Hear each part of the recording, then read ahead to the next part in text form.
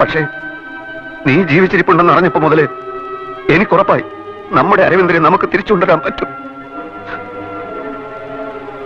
നീ വിളിച്ചാൽ അവൻ ഉണരും.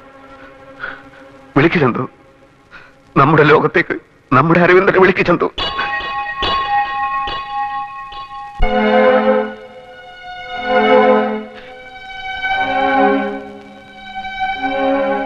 അരവിന്ദ,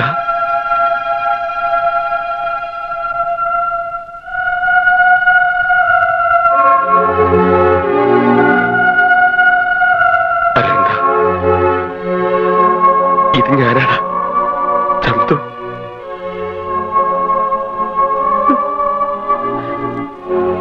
നോക്കടാ, എന്നെ ഒന്ന് നോക്കടാ അരവിന്ദ.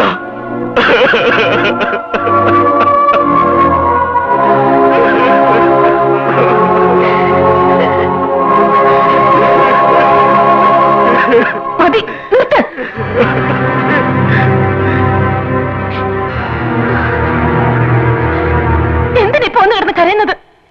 ഈ കണ്ണീരും കരച്ചിലും ഒന്നും കാണാൻ നിങ്ങളുടെ കൂട്ടുകാരൻ അരവിന്ദനിപ്പില്ല. ആയിരിക്കുന്ന വെറും ജഡമാണ്. അരവിന്ദന്റെ ജീവിക്കുന്ന ജഡം. എന്തിനേക്കാളും ആരെക്കാളും നിങ്ങളെയൊക്കെ സ്നേഹിച്ചിരുന്ന അരവിന്ദൻ. എന്നിട്ടും ആ മനുഷ്യനെ നിങ്ങൾ അങ്ങേയറ്റം വേദനിപ്പിച്ചു. ആ പാവത്തിന്റെ മനസ്സറിയാതെ പകയോടെ പടിയിറങ്ങി പോയില്ലേ നിങ്ങൾ? അന്ന് മരിച്ചു എന്റെ അരവിന്ദൻ. എന്നിട്ട് നിങ്ങളുടെ പക തീർന്നില്ല. എനിക്കറിയാം, ഉറപ്പായിട്ടറിയാം, നിങ്ങളാണത് ചെയ്തത്. അരവിന്ദനെ കൊക്കയിൽ തള്ളിയിട്ട് നിങ്ങളാണ്. നിങ്ങളുടെ അനുജന്റെ മരണത്തിന് ക്രൂരമായി പ്രതികാരം വീട്ടുകയായിരുന്നു നിങ്ങൾ. അതും കഴിഞ്ഞിട്ട് ഇപ്പൊ കരയാൻ വന്നിരിക്കുന്നു. ഈ കണ്ണീര് കൊണ്ട് ഉണർത്താൻ പറ്റോ നിങ്ങൾക്ക് എന്റെ അരവിന്ദന്? നഷ്ടപ്പെട്ടു പോയി നിങ്ങളുടെ ജീവിതം മടക്കിക്കൊണ്ടുവരാൻ പറ്റോ നിങ്ങളുടെ ഈ കണ്ണീരിന്? ഇല്ല, ഇനി നിങ്ങൾ വിളിച്ചാൽ അരവിന്ദ ഉണരില്ല. ആ മനസ്സിൽ നിങ്ങൾക്ക് ഇനി സ്ഥാനമില്ല. അരവിന്ദന് പൊറുക്കാൻ പറ്റൂ ഈ മനുഷ്യനോട്?